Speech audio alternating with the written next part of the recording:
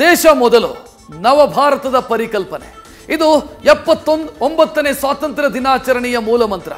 ಇವತ್ತು ದೆಹಲಿಯ ಕೆಂಪುಕೋಟೆ ಹಲವು ವಿಶೇಷತೆಗಳಿಗೆ ಸಾಕ್ಷಿಯಾಯಿತು. ಸತತ 12ನೇ ಬಾರಿ ಧ್ವಜಾರೋಹಣ ನೆರವೇರಿಸುವ ಮೂಲಕ ಪ್ರಧಾನಿ ಮೋದಿ ಇಂದಿರಾ ಗಾಂಧಿಯವರ ದಾಖಲೆ ಮುರಿದಿದ್ದಾರೆ.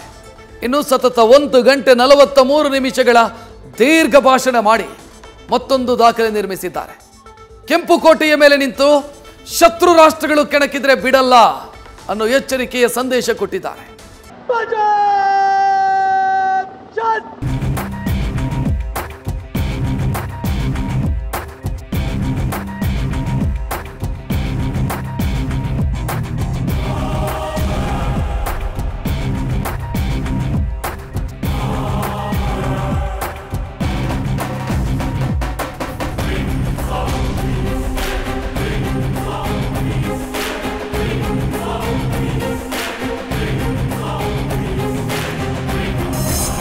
ಸ್ವಾತಂತ್ರ್ಯ ಇದು ಬ್ರಿಟಿಷರ ದಾಸ್ಯದಿಂದ ಭಾರತೀಯರು ಬಿಡುಗಡೆ ಹೊಂದಿದ ದಿನ. ಇದು ಪ್ರತಿಯೊಬ್ಬ ಭಾರತೀಯನಿಗೂ ಹೆಮ್ಮೆಯ ಸುದಿನ. ಸ್ವಾತಂತ್ರ್ಯಕ್ಕಾಗಿ ಬಲಿದಾನಗೈದ ಮಹನೀಯರ ಧೈರ್ಯ, ತ್ಯಾಗ, ಪರಮ ನಿಸ್ವಾರ್ಥತೆಯನ್ನ ಸ್ಮರಿಸುವ ಕ್ಷಣ. ಭಾರತೀಯರ ಅಸ್ಮಿತೆ, ಪ್ರಜಾಪ್ರಭುತ್ವದ ದಿನ. Nation first. ಇದು ತಿರಂಗ ವೈಭವ. ಕೆಂಪುಕೋಟೆಯ ಮೇಲೆ ಕೇಸರಿ, ಬಿಳಿ, ಹಸಿರು ರಂಗು.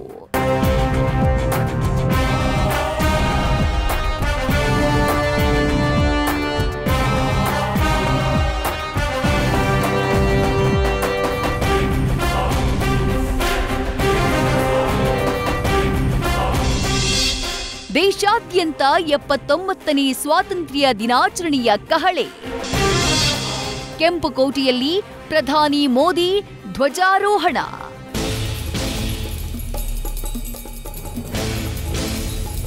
ದೇಶಾದ್ಯಂತ 79ನೇ ಸ್ವಾತಂತ್ರ್ಯ ದಿನಾಚರಣೆ ಸಂಭ್ರಮದಿಂದ ನಡೆದಿದೆ. ಇವತ್ತು ರಾಷ್ಟ್ರ ರಾಜಧಾನಿ ನವದೆಹಲಿಯಲ್ಲಿ ಸ್ವಾತಂತ್ರ್ಯ ದಿನವನ್ನ ಸಂಪ್ರದಾಯದಂತೆ ಅದ್ದೂರಿಯಾಗಿ ಆಚರಿಸಲಾಯಿತು. ಕೆಂಪುಕೋಟೆಗೆ ತೆರಳುವ ಮುನ್ನ ರಾಜ್ಘಾಟ್ಗೆ ತೆರಳಿ ರಾಷ್ಟ್ರಪಿತ ಮಹಾತ್ಮ ಗಾಂಧೀಜಿಗೆ ಪುಷ್ಪ ನಮನ ಸಲ್ಲಿಸಿದ್ರು.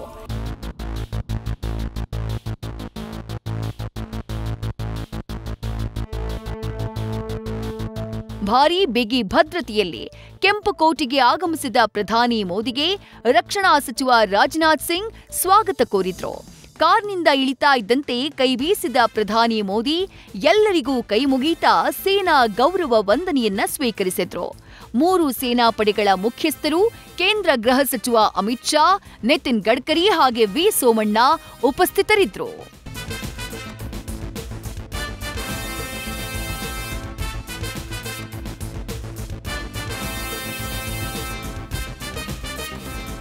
ಬಳಿಕ ಕೆಂಪುಕೋಟೆ ಮೇಲೆ ಪ್ರಧಾನಿ ಮೋದಿ 79ನೇ ಸ್ವಾತಂತ್ರ್ಯೋತ್ಸವದ ಧ್ವಜಾರೋಹಣ ನೆರವೇರಿಸಿದ್ರು.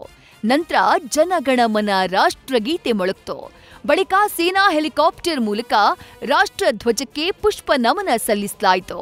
ಸತತ 12ನೇ ಬಾರಿ ಧ್ವಜಾರೋಹಣ ಮಾಡುವ ಮೂಲಕ ಇಂದಿರಾ ಗಾಂಧಿ ಸತತ 11 ಬಾರಿ ನೆರವೇರಿಸಿದ್ದ ಧ್ವಜಾರೋಹಣದ ದಾಖಲೆಯನ್ನ ಮುರಿದ್ರು. ಅಂದಹಾಗೆ ಮಾಜಿ ಪ್ರಧಾನಿ ಜವಾಹರ್ಲಾಲ್ ನೆಹರು 1947ರಿಂದ 1963ರವರೆಗೆ ಸತತ 17 ಬಾರಿ ಧ್ವಜಾರೋಹಣ ನೆರವೇರಿಸಿರುವ ದಾಖಲೆ ಹೊಂದಿದ್ದಾರೆ.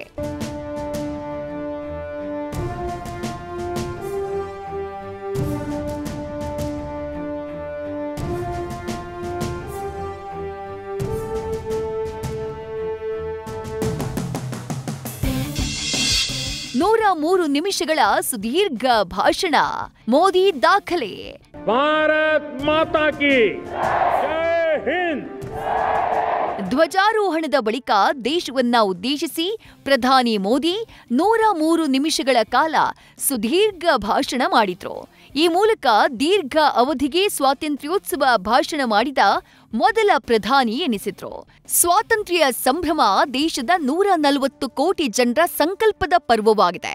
ಮಹನೀಯರ ತ್ಯಾಗ, ಬಲಿದಾನ, ಗೌರವದ ಸಂಕಲ್ಪವಾಗಿದೆ ಎಂದರು. ಸಿಂಧೂ ನದಿ ನೀರಿಗಾಗಿ ಬೆದರಿಕೆ ಒಡ್ತಾ ಇರೋ ನೆರೆಯ ದೇಶಕ್ಕೆ ನಿಮ್ಮ ಬ್ಲಾಕ್ ಮೇಲ್ಗೆಲ್ಲ ಹೆದರಲ್ಲ, ಮುಂದೆ ತಕ್ಕ ಉತ್ತರವನ್ನ ಕೊಡ್ತೀವಿ ಅಂತ ಖಡಕ್ ಎಚ್ಚರಿಕೆಯ ಸಂದೇಶ ರವಾನಿಸಿದ್ರು. ब्लैकमेल नहीं सहा जाएगा।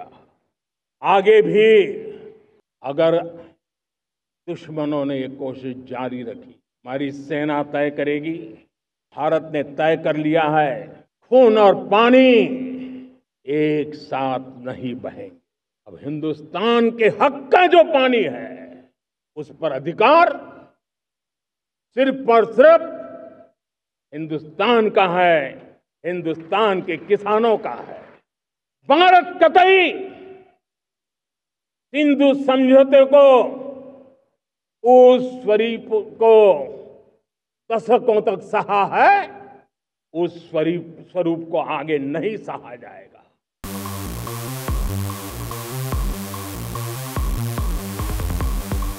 ಇದೇ ವೇಳೆ ಪ್ರಧಾನಮಂತ್ರಿ ವಿಕಸಿತ್ ಭಾರತ್ ರೋಜ್ಗಾರ್ ಯೋಜನೆ ಘೋಷಣೆ ಮಾಡಿದ್ರು.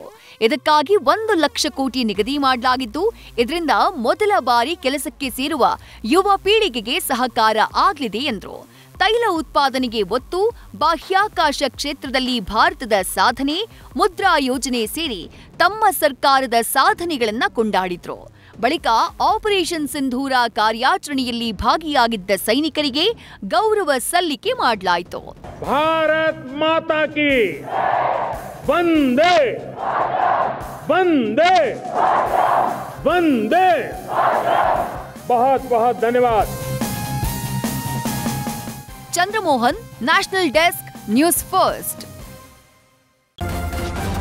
ನ್ಯೂಸ್ ಫಸ್ಟ್ ನಿರ್ಭೀತಿಯಿಂದ ನಿಮ್ಮ ಪರವಾಗಿ.